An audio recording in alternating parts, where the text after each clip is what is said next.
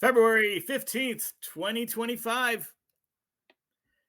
It's Saturday, and it's time for This Week in Waukesha, the podcast series. I'm your host, Don Brown, and I'm coming to you from the office of former Alderman Don Paul Brown here in my beloved Banting Park neighborhood in Waukesha. I am joined by my faithful producer, the mighty Max Martinson, down at the WAUK studios in Radio Park on Victory Avenue. And we're looking forward to another great set of podcasts today. My first guest was on my radio show back in I believe it was the late spring, early summer when she was running for state senate, and ran a very hard-fought campaign in a very tough district. But again, made us all very proud as Waukesha residents. And now she is at it again, running for the 14th District Aldermanic seat on our Waukesha Common Council, challenging the two-time incumbent, Rick Lembke. Megan Lach, welcome. How are you? Hi, Don. I'm great. Thanks for having me. Always a pleasure to join you on Saturday mornings. Sounds great. So the first, I guess, open-ended question is, why are you running for 14th District Alder? You know, it's a really good question. I think a lot of it has to do with my experience. Of course, growing up in the area, being a mom, but also just seeing over the last year and a half more of the people of Waukesha than I ever have in my entire life during my candidacy for state senate. Um, During that entire time, I met thousands of people, some directly in Waukesha, some a little bit outside of it because it had a little bit larger district, a little bit larger reach than city council. Sure. But it really resonated with me even more than it already had, that we really live in an amazing place. And I just feel a responsibility, but also kind of like a calling, if that's not too cheesy, No. to, be a part of our local government, because it's the best way to stay connected with people. But also, I am a mom and I care deeply about what happens in our city and in our state. But it's also because I love the families that I've gotten to meet over that time, in addition to the ones that I've already met in the past, and just want to be able to help in all reality, because a lot of people that I talked to while I was on the campaign trail talked about all the struggles that they're having, especially when it comes to things like what's happening with local taxes, and just being able to understand where those dollars are going, how they're being spent, and what sort of an influence I can have on that to help them as well. So there's a lot that goes into why I'm running, but ultimately because I love our city and I feel an obligation to make sure that our tax dollars are being spent as responsible as they can be, so that we can take care of everything we need to within that budget, as well as our families who live here and give us those tax dollars. So based on that answer, Megan, it sounds like you've been hitting the bricks and knocking on a lot of doors. How have you? How do you feel the voters have responded to your candidacy and what you represent? It's always really funny when you knock on someone's door, because anymore people really don't expect it. And they're never really sure. They're like, am I getting a package? Is something wrong? And then there's this person that I may or may not know exists at my door telling me that they're running for office. And then once their brain kind of catches up with the situation, they're excited most of the time, because they're just like, any one of us. Like, yeah, I care about what's happening in Waukesha. I want to complain about my taxes because they did go up fairly recently and fairly substantially. At the same time, knowing how those dollars get spent, but also knowing what takes the highest priority for them is more important to me. And that's why I enjoy going to those doors, because our current alderman is a nice man, but I don't know him. I don't know a lot of people who do know him outside of the people that work directly with him, and maybe his direct neighbors. But Alder is such a small community that we should have more people that are out there who actually know who you are. So that's one of the reasons I'm excited to do this. But yeah, going door to door, it's a unique opportunity to meet people and really understand what is most important to them. It was one of my critiques when I was on the Common Council, and I believe it's gotten worse with some of the new alders in there, is that they behave more like a corporate board of directors instead of a legislative body beholden to the people that voted for them. And what would you do to maybe kind of break up that cycle and to be more accessible to the people and get people more engaged in our local government? Transparency is what it comes down to for me. Mhm. Being accessible in general, inviting people to come and meet me, at a local coffee shop, go check out. That was one of the things as a part of this campaign is finding places to meet because in my specific district, it's very residential. So a lot of times we end up going, into other districts and spending time in places like Steaming Cup. But it's just finding common ground because I think that's one of the things that a lot of people forget about with Mhm.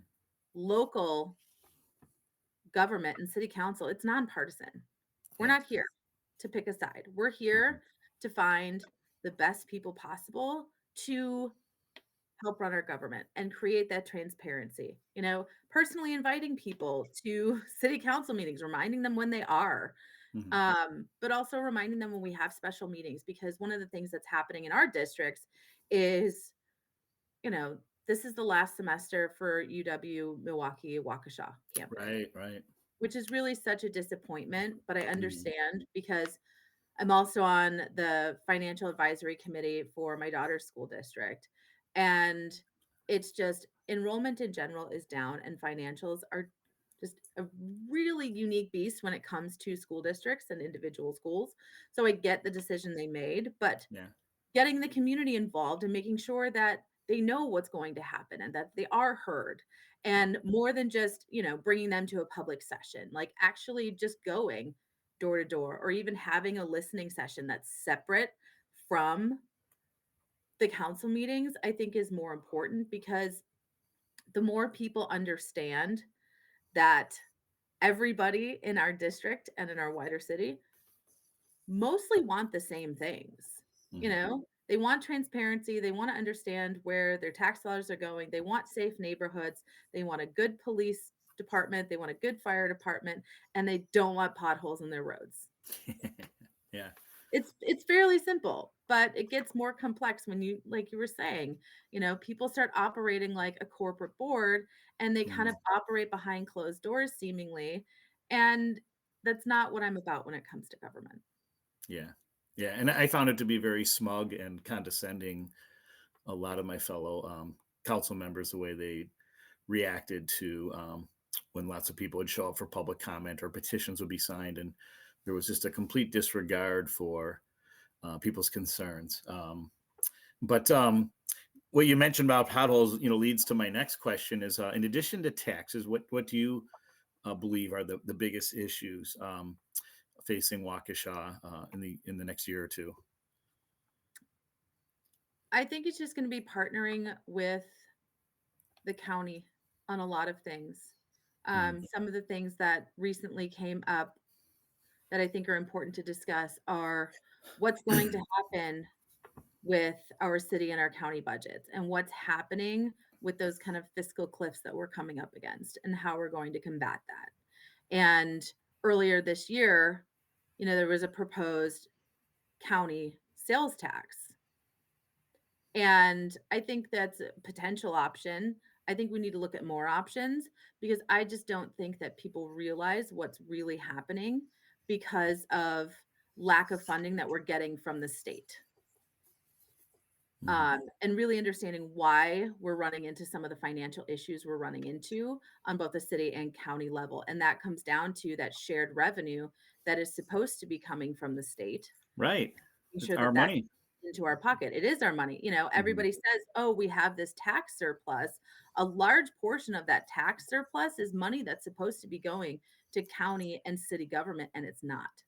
And for us to use at our discretion and Mhm. for the best, interests of the people we serve.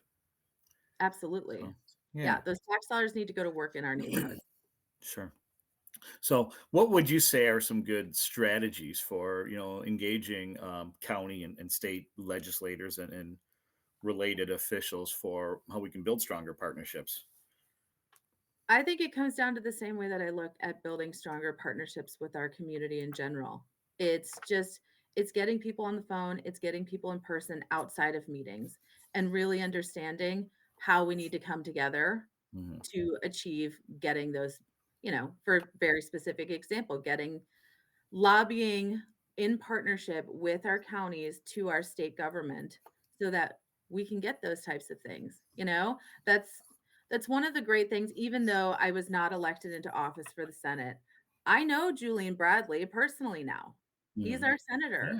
Yeah. And so for him to put a face to a name of somebody that's lighting up his email or lighting up his phone is he understands that I'm not just a person coming out of nowhere, right? He knows Hmm. exactly who it is contacting him about this. I've met Scott Allen, from the assembly. He's going to be somebody that's going to be implement crucial to us making those types of decisions happen. And because we're nonpartisan, they know that we're coming from the best interest of the city that they also either benefit from or inhabit directly. So it's just a way of reaching out to the right people and finding a way to help us accomplish our goals so that we can all get where we need to go. Okay. You mentioned partnerships in your response, and Mhm. so that another great lead into my next question is that we have the oldest university in the state in our city, Carroll University. It's town-gown relations are generally very positive. What can we do to strengthen that partnership and leverage Carroll's and the city's resources to build a stronger city? I think we need people to ignore what they have as preconceived notions with college age students Hmm. Mm, because those are our kids. yeah. So often you hear people bashing younger generations. And it's like, first of all, we collectively created them. They are the product of their society, Takes a right? village. Yep. Exactly. Yeah. So if there's something happening with younger generations, we need to take some of that onus and Mhm. help guide them Yes. because, yes, they are adults in the legal standpoint. But as we all know, when we were like in our late teens and in our 20s, we still needed guidance in a big way. So I think that as a community, especially because it's such a great place to raise families, it's just an extension of that family. And I know people love that college. And a lot of the people, well, the university now, it's one of those things that I always do. Just because Now I you grew up in the area and I right, know right. Yeah. Carroll College and then it changed You're to not Carroll alone. Yeah. University. Yeah.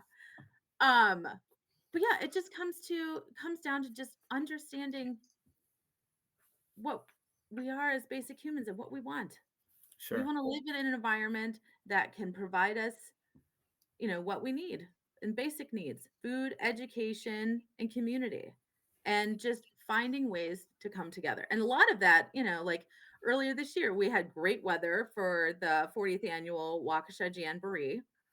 Mhm. And there's so many amazing events that happen year round. It's an opportunity to come and be a part of your community. And that's also a really great place for local politicians to get to know their Sure. community Sure. because why not participate? What is it? The Waukesha Friday night music, live Friday music. Night Live. Yeah. Yeah, I'm sure you're there all the time. And, I've taken my daughter in the past, and it's just a great opportunity to enjoy the city, enjoy some great music, and mix and mingle and be. A Yeah. lot of times people, they're like, I'm not sure how to cross that divide. And sometimes it's just showing up. Sure. Sure. So, what's you have a pretty established career in marketing. You're Mhm. currently working as a director of demand generation for a company called CivicPlus, not to be confused with our own Civic Media, but Yeah. CivicPlus creates technology for local governments akin to the Granicus product that the city of Waukesha uses. How has your career and your professional experiences? How will that serve you as a legislator? How can you utilize those skills and experiences to become an effective alder?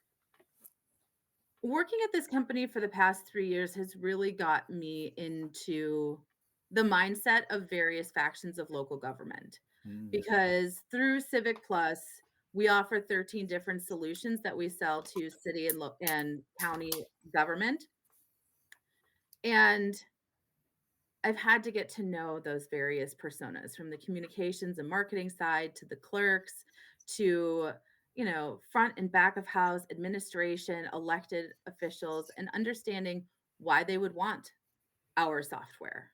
mm, Because one of the things that we have that's one of our core products is websites. And it kind of comes mm. down to the principles that I agree upon. It's just like, what's the point of having a website? It's becoming even more prevalent anymore because of what has happened post Right. COVID. You know, Sure. government experienced the Amazon effect from retail, Okay. and it happened in a lot shorter time. So it's the opportunity to create transparency, create those connections in a digital way, and make it so that people can find all the information that they need in one place so that they can still interact with government. And that's one of the things that I would actually like to see happen more often with the city council is utilizing Granicus to, and my marketing team's going to kill me for promoting it. Yeah. But in all reality, is utilizing their services to live stream their meetings so more people can participate in government, because we have such a large demographic of families that at 6:30 at night they can't come to a city council meeting because they're feeding their kids and putting them to bed and reading books, Yeah. and it's Yeah. just not accessible. Good point. Good point. So, in about we have about 3 minutes. What would you like listeners to know about Megan Lach that we haven't covered yet, and why they should vote for you? Yeah, I think that's a great question. First is always the ask, right? you know Please Hmm. vote for me. Yeah. That election's going to be on April 1st, but why you should vote for me is I'm your local mom. I've done the PTO. My daughter's in Girl Scouts. We just did rounds going around, selling cookies to everybody. We did the posting, How old's your daughter, Megan, if I may ask? Oh, of course, yeah. She's 8 years old. Sure. And she's in one of Yeah. the Waukesha local schools, one of the elementary schools. She's in Okay. elementary school. Terrific. And yeah, I'm in the thick of it and I get it. Especially from a budgetary standpoint, because I am a single parent. I'm an only parent. And I have to be very conscious of how every dollar is spent, and then how every moment is spent, from Hmm. work to taking my little everywhere she needs to go. Because even yesterday, because of the snow, we went snowboarding. Nice. I've been teaching her how to do that. It was a Did you lot go of to the Rock? fun. We didn't go to the Rock. We actually went further north. We go to Little Switch Nice. just because Oh, it's a little cool. bit rural, but it's like Now that's a where great we're at, mom. in one hand, half a dozen in the other, about 40 Yeah. minute drive either way. Okay. I thought it might have been Uh, further. yeah, it's not far. Um, but yeah, I'm a local parent that cares about how much we're being taxed, where that money goes, and making sure that our neighborhoods are clean and safe and what we need them to be. Sure. Sure. Hey, this is a good little cut in for me to say, best of luck to the Waukesha South snowboarding team who's competing in the state finals this weekend. Best of Very luck to cool. all of them. Yeah, great group of young men and women. So best to them. So, and Matt, how are we doing? About a minute? Cool. Any final comment from Megan about you and your candidacy and what we can look forward to in the upcoming What you year? can look forward to, well, we actually just got our signs this week, and if you haven't seen my website, it's lachforwisconsin.com, so lachforwi.com. Thank You you. can check that out. You can check out my various um, socials, but you'll notice a silly little cat Nice. as my logo, and hopefully everybody will get some joy and some laughs out of that, because I figure let's change up the mundanity, if that's a word. We'll make it a Yeah, word, of political signage and have some sounds fun with good. it. Terrific. Megan Lach, candidate for 14th District Aldermanic seat on our Waukesha Common Council. Thanks so much for joining us this morning. Best of luck with the campaign and looking forward to seeing and hearing about more great things from you. Excellent. Thanks so much, Don. And You good to bet. see you, Max. Yeah. Thanks for joining us, everybody. Please remember safety is everyone's responsibility and stick around for our second podcast. And see ya.